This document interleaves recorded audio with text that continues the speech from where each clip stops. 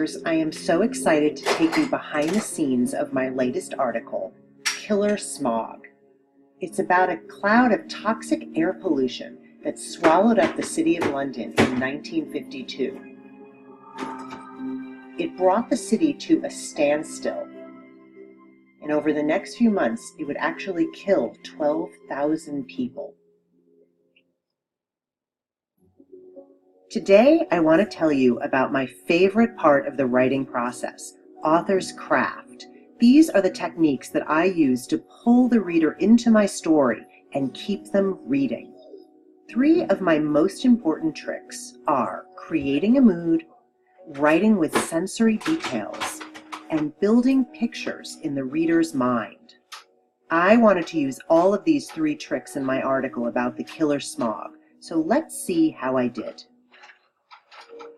Mood is the feeling that a reader gets from a piece of writing, and authors choose words and phrases very carefully to try to create a specific mood. I could have started my article by just telling you exactly what happened, something like this. In December of 1952, a cloud of smog came to London. It made people sick and die. That tells you the facts, but doesn't do much else. As I thought about the smog, it seemed to me almost like a monster from a horror film. That was the mood I wanted to create, a mood of quiet terror. This is what I came up with. Like so many terrible things, the dark cloud seemed to appear out of nowhere. It swept over London, England, black and poisonous. It brought terror and sickness. It would kill 12,000 people. See the difference? Which beginning is more effective?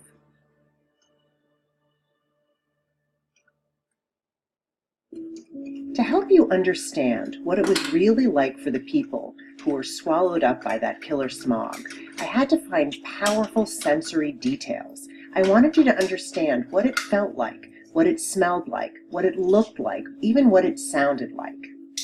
Sometimes it took me a few tries to find the perfect one.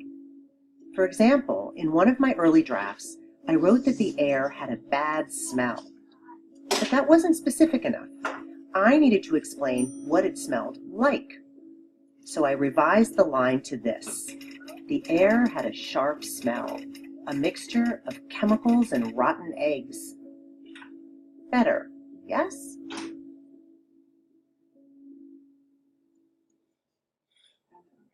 Good writers don't just tell you something. What they try to do is to create a vivid picture in your mind using words. Like in the part of the story where I really wanted to try to show you exactly what happened when that smog first settled over London. I could have just told you it got really dark. People got lost and confused. But instead, I wanted to show you. So I dove into my research and found specific information about what happened to people that day. Then I used those details to stitch together the scene. Buses screeched to a halt. Trains stopped on their tracks. Cars crashed. People stumbled along the streets, unable to find their way home. A few got so lost, they fell into the Thames River and drowned. So what do you think? Did I do a good job of creating a picture in your mind? What I want you to do is, as you're reading my article, try to find the spots where I've used these 3 tricks that I've been talking about. And then when you're doing your own writing, I want you to try to use the tricks on your own. So challenge yourself.